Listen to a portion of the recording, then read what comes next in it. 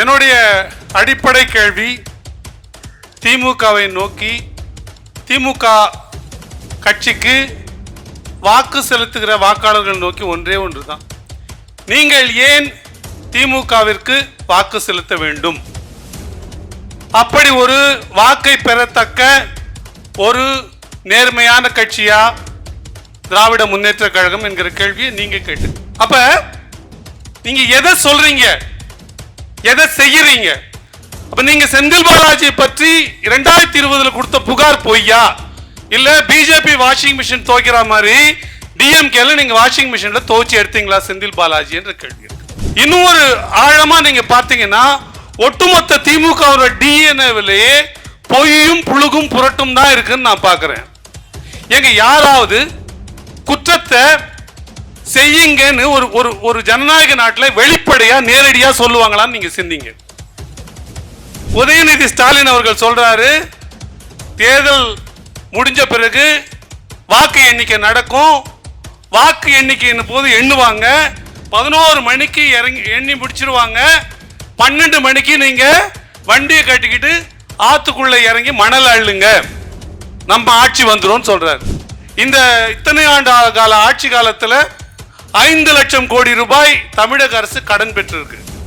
ஆனா இந்த திமுக ஆட்சியில மட்டுமே கூடுதலாக இந்த வெறும் 4 ஆண்டு காலத்துல மட்டும் 4 லட்சம் கோடி ரூபாய்க்கு மேல கிட்டத்தட்ட 4 லட்சம் கோடி ரூபாய் கடன் பெற்றிருக்கு.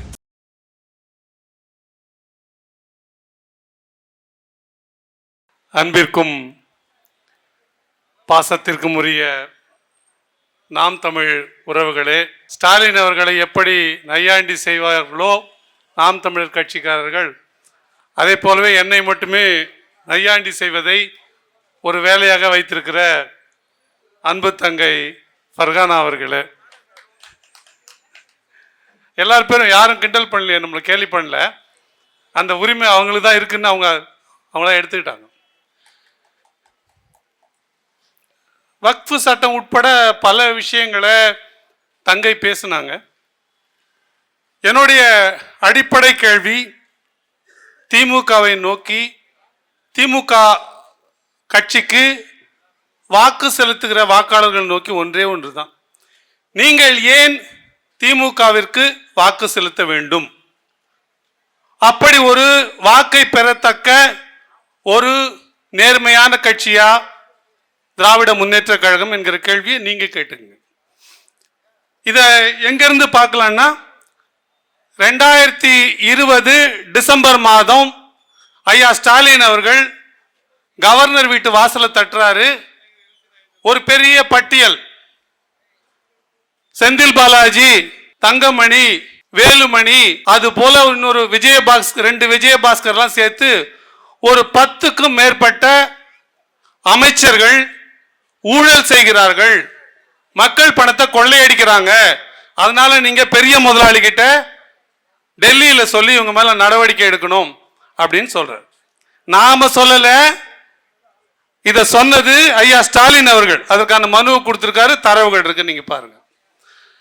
அதே செந்தில் பாலாஜிய 2021 தேர்தலில் திமுகவில் சேர்த்துக்கிட்டு அவர் ஒரு சட்டமன்ற உறுப்பினராக தேர்வு செய்யப்பட்டு அவர் ஒரு அமைச்சராக அதே திமுகவில் ஒரு அமைச்சராக பொறுப்பு வகிக்கிறார். அது வரைக்கும் கூட நம்ம ஒத்துக்கலாம், மன்னிச்சிடலாம். ஆனா அவர் ஊழலுக்காக கைது செய்யப்பட்ட பொழுது அப்படியே ஸ்டாலின் அவர்கள் பொங்குறார். அப்படியே ஒரு தியாகியை போய் நீங்க இப்படி கைது பண்ணிட்டீங்களே அப்படின்னு கேட்கிறார். என்னோட கேள்வி, 2020 இருந்த வாயும் 2023 இருக்கிற வாயும் அதே ஆளுக்கு சொந்தமானது தானே என்னோட கேள்வி. அப்ப நீங்க எதை சொல்றீங்க, எதை செய்யறீங்க? அப்ப நீங்க செந்தில் பாலாஜியை பற்றி 2020 கொடுத்த புகார் பொய்யா, இல்ல பிஜேபி வாஷிங் மிஷின் துவைக்கிற மாதிரி டிஎம்கேல நீங்க வாஷிங் மிஷின்ல துவைச்சு எடுத்தீங்களா செந்தில் பாலாஜி என்ற கேள்வி இருக்கு. இன்னும் ஒரு ஆழமா நீங்க பார்த்தீங்கன்னா ஒட்டுமொத்த திமுக டிஎன்ஏவிலேயே பொய்யும் புழுகும் புரட்டும் தான் இருக்குன்னு நான் பார்க்கிறேன். எங்க யாராவது குற்றத்தை செய்யுங்கன்னு ஒரு ஜனநாயக நாட்டில் வெளிப்படையா நேரடியா சொல்லுவாங்களான்னு நீங்க சிந்திங்க. உதயநிதி ஸ்டாலின் அவர்கள் சொல்றாரு, தேர்தல் முடிஞ்ச பிறகு வாக்கு எண்ணிக்கை நடக்கும். வாக்கு எண்ணிக்கையின் போது எண்ணுவாங்க. 11 மணிக்கு எண்ணி முடிச்சிருவாங்க. 12 மணிக்கு நீங்க வண்டியை கட்டிக்கிட்டு ஆத்துக்குள்ள இறங்கி மணல் அள்ளுங்க, நம்ம ஆட்சி வந்துரும் சொல்றாரு. எல்லாருக்கும் தெரியும் ஆத்துல மணல் அள்ளுறது சட்டவிரோதமானது. ஆறுகள்ல மணல் அள்ளப்படும் பொழுது சுற்றி இருக்கிற குடியிருப்புகள் உட்பட விவசாய நிலங்கள் உட்பட எல்லா பகுதிக்கும் தண்ணி இல்லாம போகுது. சட்டப்படி ஆகும், மைன்ஸ் அண்ட் மினரல் ஆக்ட் படியும் கூட அது ஒரு குற்றம். அப்படி ஒரு குற்றத்தை உதயநிதி ஸ்டாலின் அவர்கள் பண்ணுங்க, திமுக ஆட்சி வர வரைக்கும் கொஞ்சம் பொறுமையா இருங்க, வந்தோன்னு பண்ணுங்க அப்படின்னு சொல்றாருன்னா இது வெளிப்படையாவே ஒரு குற்றத்தை செய்வதற்கு மக்களை தூண்டுகிற விஷயம் இல்லையா? இன்னொன்னு சொல்றாரு, நீங்க நகை எதுனா இருந்ததுன்னா சொசைட்டியில் போய் கோஆபரேட்டிவ் சொசைட்டியில் அடகு வச்சிருங்க, நாம நகை கடன் தள்ளுபடி பண்ணிடுவோம் சொல்றாரு.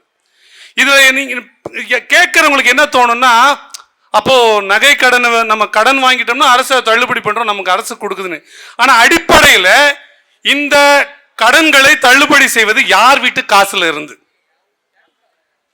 இன்னொன்னு, இந்த கடன் வசதி எதுக்கு இருக்கு? ஒரு கடுமையான சூழ்நிலை, அந்த சூழ்நிலையை சமாளிக்க பொருளாதாரம் பத்தல. அப்ப பொருளாதாரம் இல்லாத போது வீட்டில் இருக்கிற நகையை ஈடா கொடுத்து அதற்கு பணத்தை பெற்றுக்கொண்டு குடும்ப சூழ்நிலை அல்ல வியாபார சூழ்நிலை சமாளிக்கிறதுக்கு. ஆனா நீங்க போய் சும்மாவே கடன் வாங்குங்க, நான் கடனை தள்ளுபடி சொல்லுவேன்றது அரசு பணத்தை நேரடியாவே நீங்க சுரண்டுங்க, அதற்கு நாங்க உதவி செய்வோம் என்று சொல்லுவதற்கு பொருள் இல்லையா? அப்ப அடிப்படையில் நேர்மை என்பது திமுகவிடம் இல்லை என்பதை நாம இப்படி பார்க்க முடியுது. நேற்று கொடுமையான ரொம்ப தீவிரமான குற்றவாளியா இருந்த செந்தில் பாலாஜி இன்றைக்கு தியாகியா மாறுறாரு. அப்படிப்பட்ட தியாகியை வச்சுக்கிட்டு நாங்க ஆட்சி நடத்துவோம் சொல்ற திமுக இதோட மட்டும் நிக்கல, எத்தனை வாக்குறுதிகளை கொடுத்து அதை கொஞ்சம் கூட நகர்த்தாம போயிருக்குன்னு பாருங்க. நீட் விஷயம் எடுத்துப்போம். நீட்ல ஐயா உதயநிதி ஸ்டாலின் சொன்னது என்ன? எங்களுக்கு ஒரு ரகசியம் தெரியும், நாங்க ஆட்சிக்கு வந்தோன்னு முதல் கையெழுத்து போடுவோம், அப்ப நீட்டு ரத்து ஆயிடும். இதுதான் அவருடைய வார்த்தை. ஒரு பொழுதும் நாங்க வழக்குக்கு போவோம்னோ அனைத்து கட்சி கூட்டம் நடத்துவோம்னோ அல்லது பெரிய டப்பா வச்சு அந்த டப்பாவில் நீட்டுக்கு எதிரான மனுக்கள் வாங்குவோம்னோ கையெழுத்து இயக்கம் நடத்துவோம்னு சொல்லல. அப்ப வாக்கை பெறுவதற்காக எவ்வளவு பெரிய பொய்யையும் மக்களிடம் சொல்ல திமுக தயாராக இருக்குது. அப்படி சொல்லித்தான் போக்குவரத்து ஊழியர்கள் விஷயத்துல, பழைய ஓய்வூதிய திட்டத்துல, இன்னும் மருத்துவர்களுக்கு கொரோனாவில் பாடுபட்ட மருத்துவர்களுக்கு கொடுக்கறதா சொன்ன தொகையில, டாஸ்மாகை மூடுவேன்னு சொன்ன வாக்குறுதியில, இப்படி பல வாக்குறுதிகளை எந்த கூச்சமும் இல்லாமல் பொய் என்று தெரிந்தே கொடுத்திருக்கிறது. இந்த இத்தனை ஆண்டு கால ஆட்சி காலத்துல 5 லட்சம் கோடி ரூபாய் தமிழக அரசு கடன் பெற்றிருக்கு.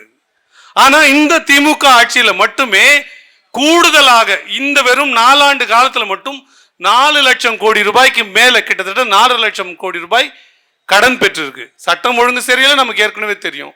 சொன்ன வார்த்தையை காப்பாற்றுற பெருமகன்கள் இவர்களே நமக்கு நல்லா தெரியும். அப்ப இவ்வளவு மோசமானவர்களுக்கு எப்படி நீங்கள் மறுபடியும் வாக்களிக்க முடியும்? அந்த அடிப்படையில் தான் நான் உங்களிடம் கேட்கிறேன், ஏன் நீங்கள் திமுகவுக்கு வாக்களிக்க வேண்டும், இல்லை எதை சொல்லி திமுக வாக்களிக்க கேட்க போகிறது என்ற ஒரு கேள்வியை நான் கேட்டுக்கிறேன். திமுகவிற்கும் அதிமுகவிற்கும் அடிப்படையில் ஒரு வித்தியாசம் இருக்குன்னு நான் பார்க்கிறேன்.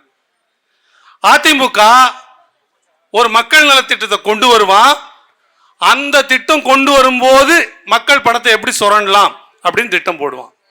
திமுக எவ்வளவு பணம் நம்ம மக்கள் பணத்தை கொள்ளடிக்கணும் அப்படின்னு முடிவு பண்ணிக்கிட்டு இந்த பணம் கொள்ளடிக்கிறதுக்காக ஒரு திட்டத்தை கொண்டு வருவான். அப்ப அடிப்படையில் இந்த 2 கட்சிகளுக்கும் இவைதான் வித்தியாசம் என்கிற சூழ்நிலையில் மாற்று கோட்பாடுகளோடு வந்திருக்கிற மக்களின் நலனில் அக்கறை கொண்டு வந்திருக்கிற நாம் தமிழர் கட்சிக்கு இனி வரும் காலங்களில் உங்கள் ஆதரவை கொடுங்கள் என்று கேட்டு விடைபெறுகிறேன். நன்றி, வணக்கம். நாம் தமிழர்.